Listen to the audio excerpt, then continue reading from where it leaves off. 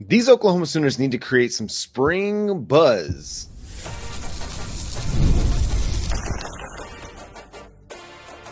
You are Locked On Sooners, your daily podcast on the Oklahoma Sooners. Part of the Locked On Podcast Network, your team every day.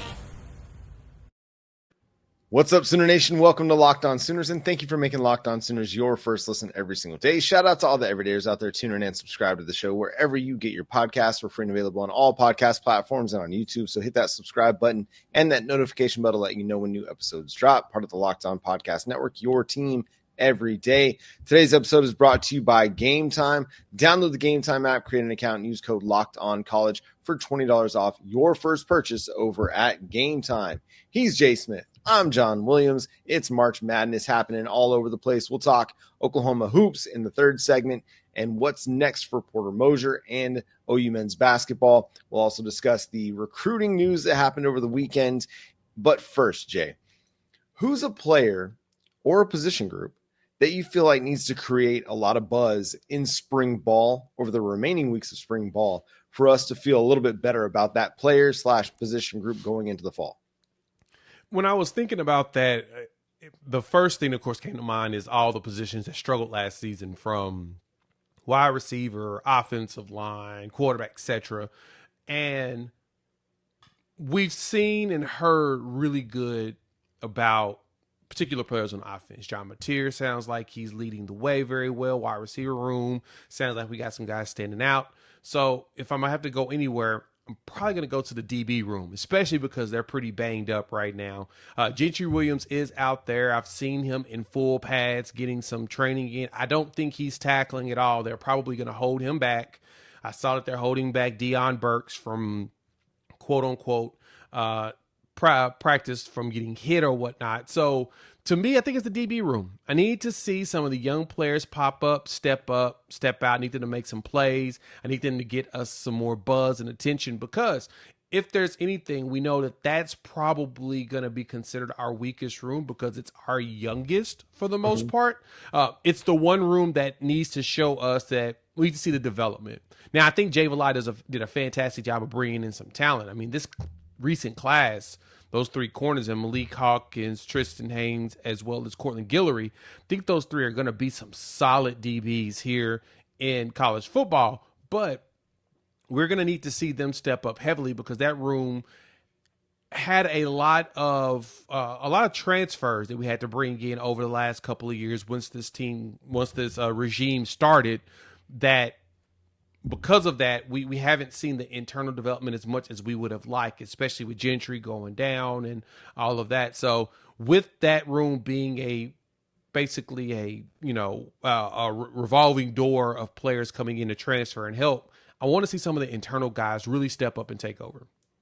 That would be a place where I'd feel a lot better if you started seeing some highlights out of camp where Malik Hawkins is making a play on a ball against Giovanni Gibson, or Cortland Guillory's coming down with an interception, or Jacoby Johnson even is showing his ability as a playmaker, creating a pass deflection. I think that would help soften some of the concern that people have about Oklahoma's cornerback group in particular. For me, it's along the offensive line. I think you still need to feel comfortable about what you've got going into 2025. Yes, we like the talent that they've got. We like the depth that they have. It's just a matter of now you've got to put it together. And I'm of the mind that you have to have that group that you want starting in the heart of your season. You got to have them ready to go week one, so that week one's kind of their tune up for Michigan in week two, because you're not going to get a lot of time before SEC play begins or before the real challenges begin. So you got to have that answered in fall camp. Now, could there be one of those situations where it evolves again because, hey, you're throwing guys into the lineup that you think are going to be the best options, but then it turns out, okay, they're not ready to hold up, and so you got to go a different direction? Sure, that happens. But I want to see them have that starting five solidified week one. And I think they will. I actually feel like Bill Beatonbow, if there's a year that he'll have his five solidified, it'd be this one, similar to 23. And I think this one will be a lot more solid in comparison. barring injuries. I don't think he's going to have to go through a bunch of configurations because a lot of these guys have worked with Beatonbow for the last year. So I don't think, for me, I know a lot of people are super concerned about offensive line. They want to see what it's going to be. I am not as much, only because the opposite of what's going on with the corner is offensive line, we got all those people back. We're bringing in so much. We don't have a whole bunch of just youth as much before. Younger players, younger talent. But that's the good thing. It's these players have been they've been underneath Bill Beatonbow for the last, couple of years. And so that's the one thing you learn is that players get better underneath Bill Beatonbow, that second year, and then that third year is a big jump, especially if they come back. So, but I do agree with you in the fact that we do need to have a solidified offensive line in place day one and hope that that's the one that maintains the majority of the season.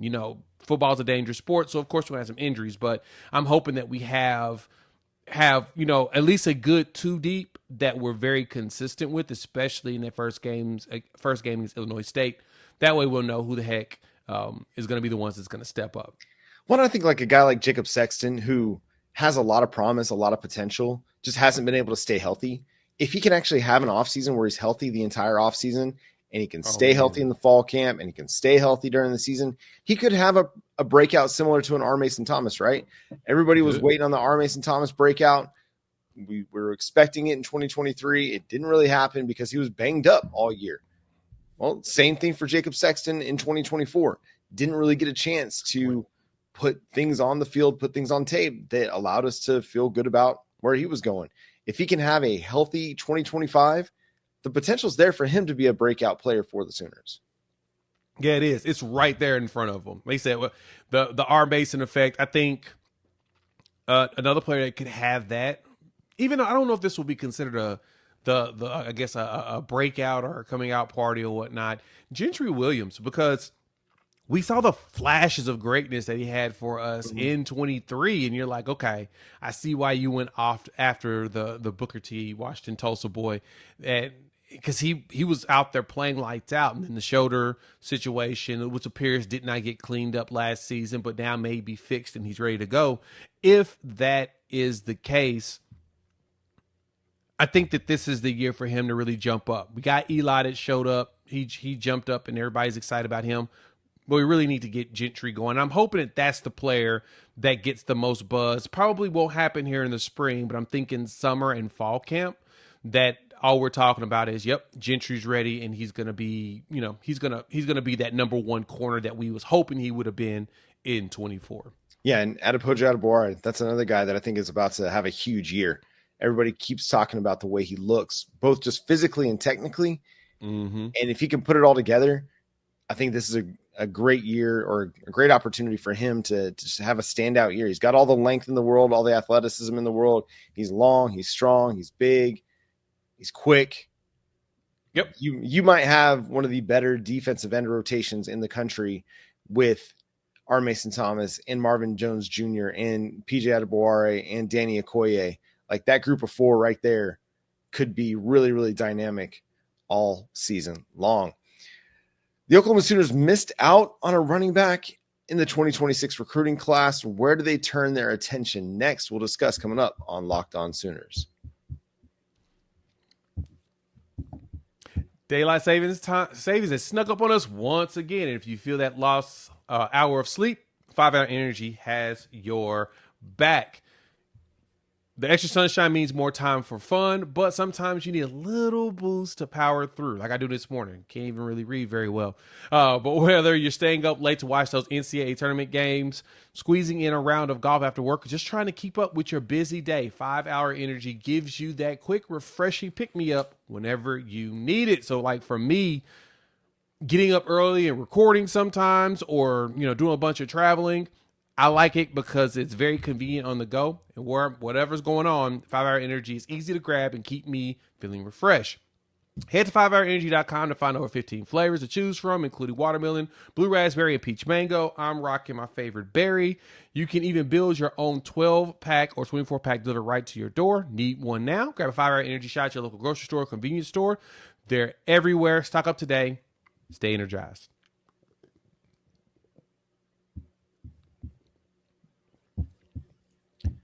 Thanks again for making Locked On Sooners your first listen every single day. Shout out to all the everydayers out there. Tune in and subscribe to the show wherever you get your podcast. We're part of the Locked On Podcast Network, your team every day. So, 4-star running back Jonathan Hatton, one of Jay's favorite players in this class, committed to Texas A&M on Saturday.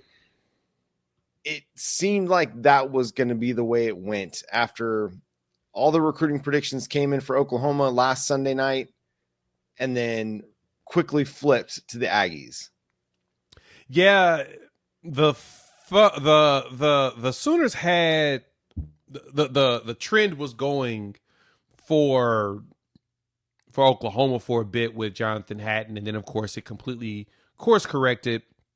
And I totally understood. The big thing with Jonathan was he was a big DeMarco Murray fan, and that was when I first saw the announcement for the commitment on Saturday, and then we saw all of the future cast from Rivals folks jump in there. I'm like, okay, think they may have some insight. It sounds like there's a potential chance that Oklahoma can regain his commitment. Well, as things went down, it seems that just the uncertainty of DeMarco Murray still is, I guess, rolling in the back of his mind, or Texas A&M said, we desperately need you more. So now that you decommitted, please come here. So, but I'll be honest, John, I don't think this recruitment is over. I don't think that he's done. He says helps him to be done. But if I'm correct, he's still doing an official visit to Oklahoma at the end of the summer. So I don't think that means that it's over. But I also believe that there may have been a chance that Oklahoma discouraged committing this early. And I say that because now that Nagy is in place and he had Taylor Reed, he's starting to add some staff, that they're about to reevaluate every player that Oklahoma's offered, as well as those that have committed or whatnot, and try to see what makes sense to go after, what makes sense to keep around. And I can totally see them saying, hold off, let's do our evals, and let's come back around and circle back to it in June. Well, and I think even with a guy like Jonathan Hatton, who was committed really, really early in the process back in the fall of 2023, perhaps they'd want to delay that commitment a little bit more anyway, because he's already decommitted once, right? Yep. Maybe you want to but encourage him to wait until the summertime, closer to August, before his senior year, to say, like, be sure that you really, really know, like, don't commit again unless you really are certain that this is us. And Oklahoma has shown that they're able to go the distance in some of these recruiting battles, even if a player is committed somewhere else, and get a late flip. So if that's someone they want to continue to pursue, by all means. I have this question, though, and if I had a chance to ask Jim Nagy this, I would ask him, how much does he and how much will Oklahoma put a value on running back? Because we constantly hear about how Oklahoma's trying to create this NFL-like front office situation for the football program, right? Well, running back has lost a lot of value over the last decade and a half at the NFL level, where it used to be you'd see several running backs taken in the first round. In most NFL drafts, you'd be lucky to see one taken in the first round, and maybe one taken in the top 10 here and there. Generally, it's like your legitimately great running backs. I'm not going to use the term generational because that gets thrown around way too much, but it's like your Saquon Barkleys, right? They get taken in the first round because the lifespan of the running back is so short. I think that doesn't really hold water in the college game because you're getting running backs in their prime, as opposed to the NFL where they're getting them with so much wear and tear after their collegiate years. So I'd be curious as to how much value the new era of Oklahoma football is going to put on running back.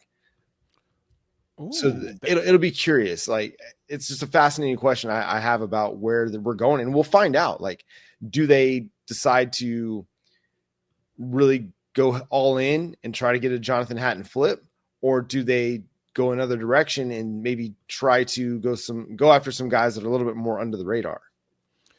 That's a really good point. Like, I didn't think about it that way, especially like I said, NFL model wise.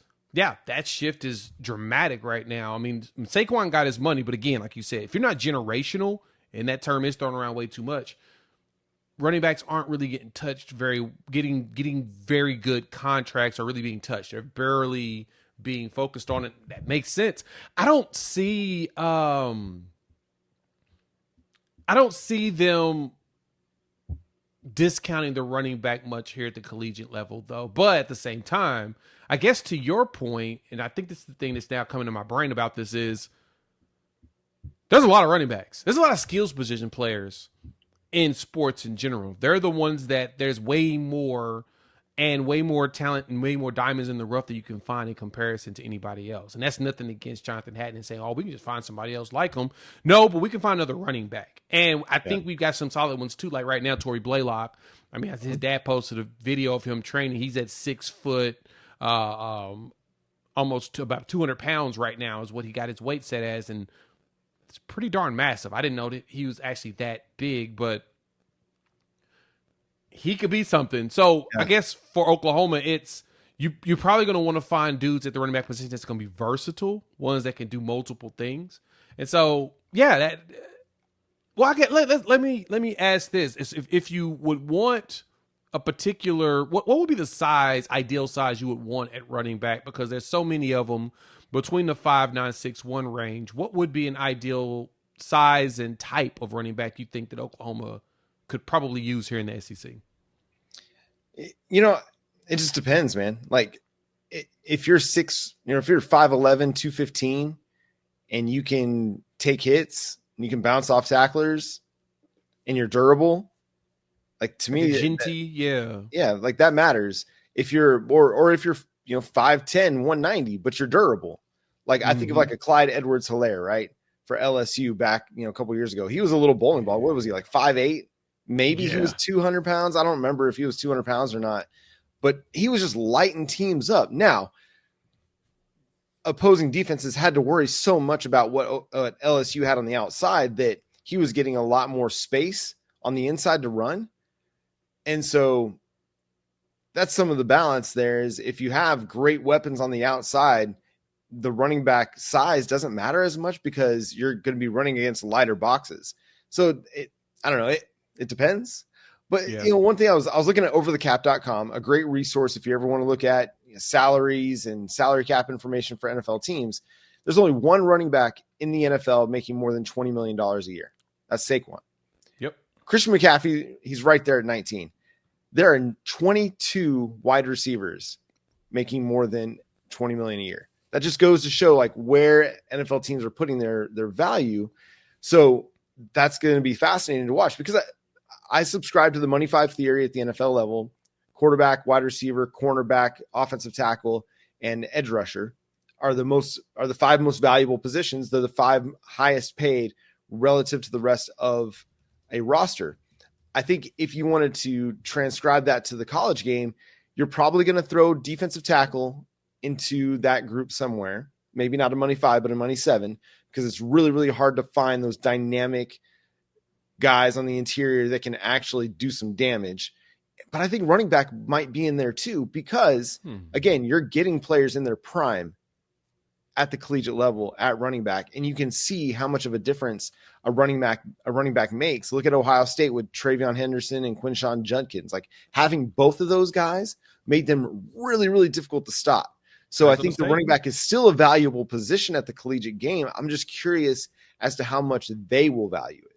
Yeah, that is the question. I mean, Cam Scatteraboo came in there and basically carried Arizona State the majority of that game against Texas. So that is a very fair view, I guess you could say, of the running back at the collegiate level. Is it still has value. It still is a position that teams have to respect, even as you're going into spread. But at the same time, while those skills positions, especially wide receivers, are jumping so much, that jet sweep, baby. Get that jet sweep going. Get those fast wide receivers on the outside. Let them just run. Shout out Jeff Levy, who's probably going to run about 3 or 4 of them to start the game. But, hey, if we can get that to be successful with the fast slot dudes that we have, I know that no one will complain about a play like that. But again, like you said, with the Money 5 spots, that's probably where Jim and this team is going to focus all their attention. Well, focus the majority of it to make sure you have the best ones at those spots. Those are probably the places we'll pay the most money.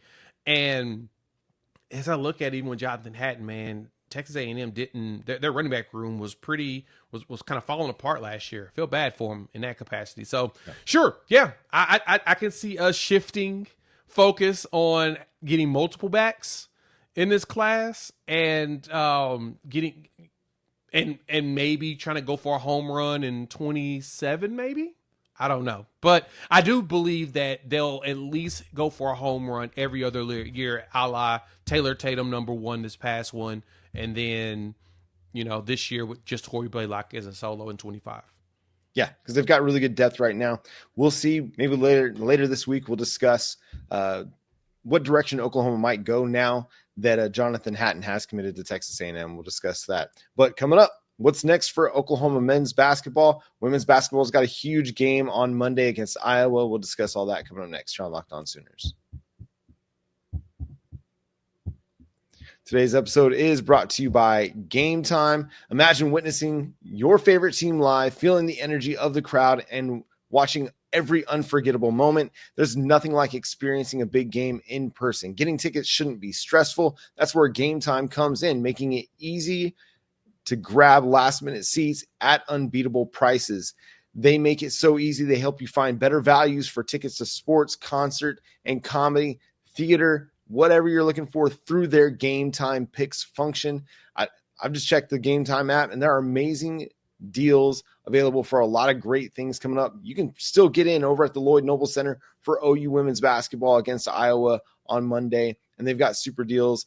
The lowest price guarantee or Game Time will credit you 110% of the difference. So take the guesswork out of buying tickets with Game Time. Download the Game Time app, create an account, and use code LOCKEDONCollege for $20 off your first purchase. That's LOCKEDONCOLLEGE for $20 off. Download Game Time today. Last minute tickets, lowest price guaranteed. The NCAA tournament is here, and so is the Bracket Breakdown. Locked On Podcast Network and Amazon Fire TV channels are teaming up to deliver NCAA tournament coverage like never before. Watch studio shows featuring former players and Locked On's local experts as they guide you through every upset, buzzer beater, and bracket matchup. Stream it all for free on Amazon Fire TV channel. Search Bracket Breakdown to see it all for free. It's your team every day.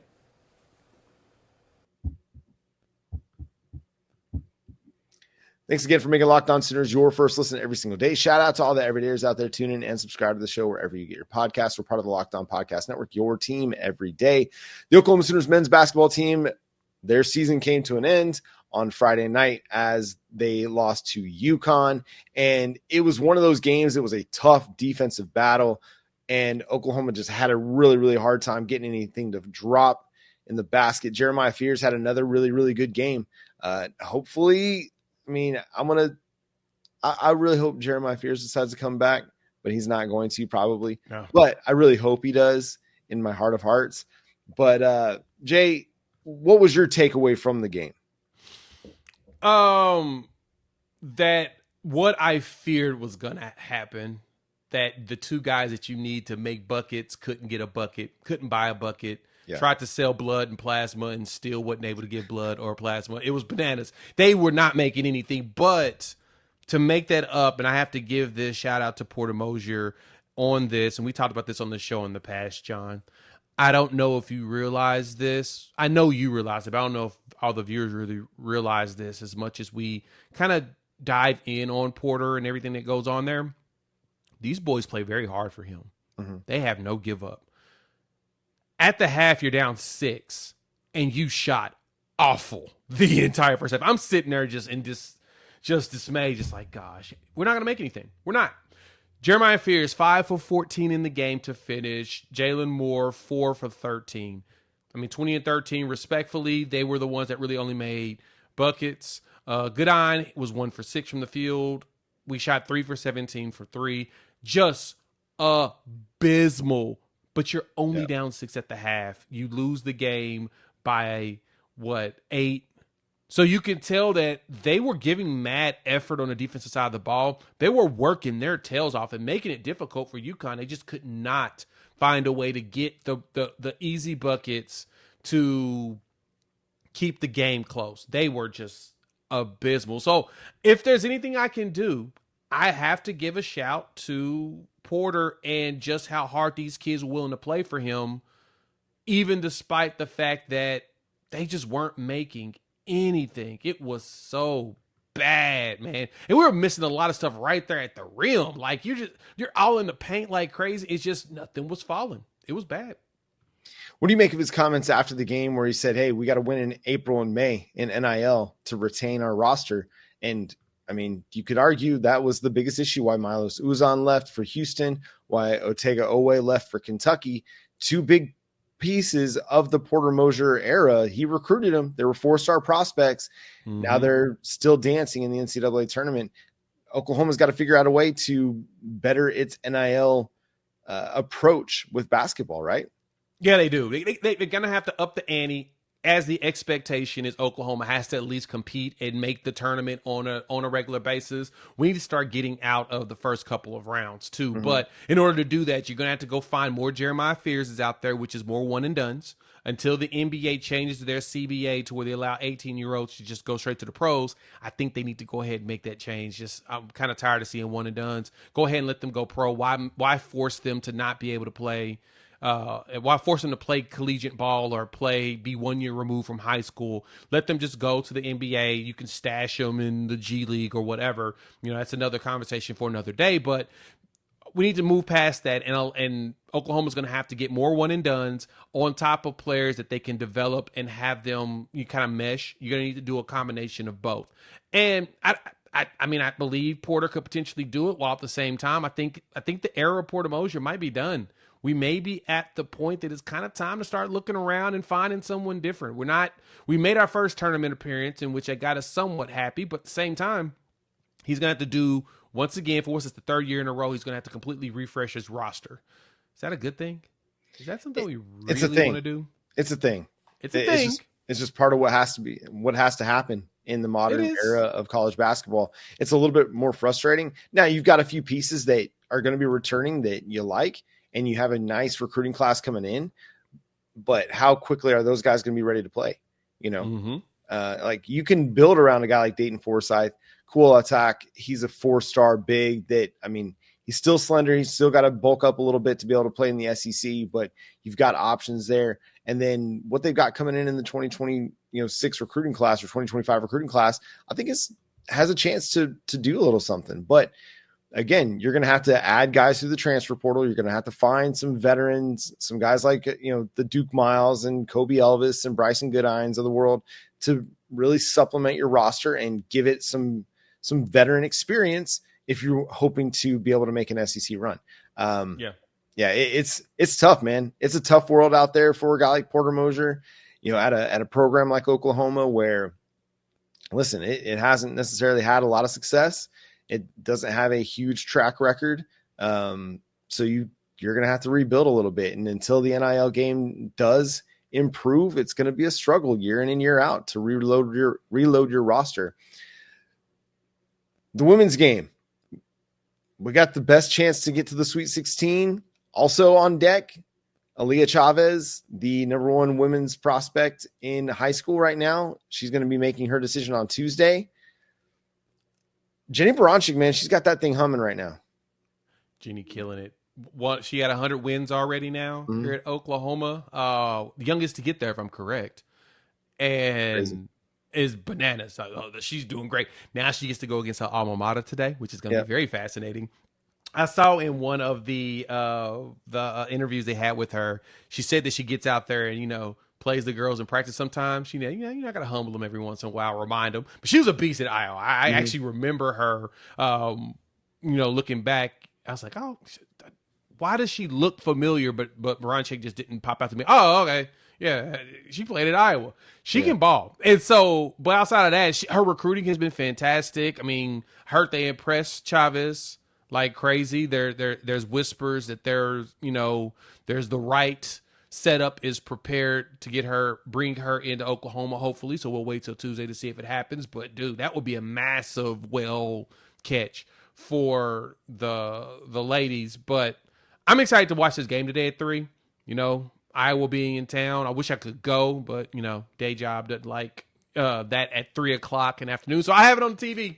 Yeah. I'll be watching it. But I watched the first game, and initially I was like, looks like the women are kind of playing a little not too good. And then they just kind of just rattled it off. Third quarter had me a little concerned. They were outscored in the third quarter by Florida Gulf Coast. But then at fourth quarter, they turned it on. I was like, oh, okay.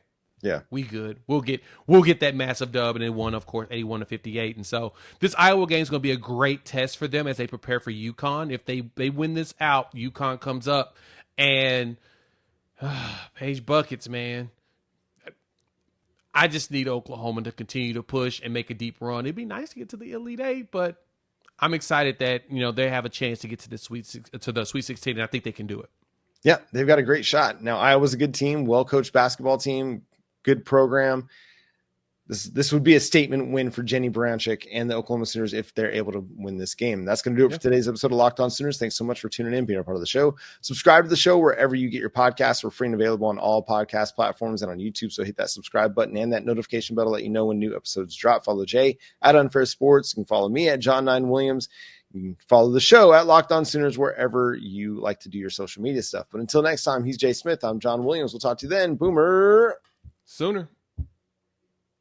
Think they get the dub at 3 o'clock, though.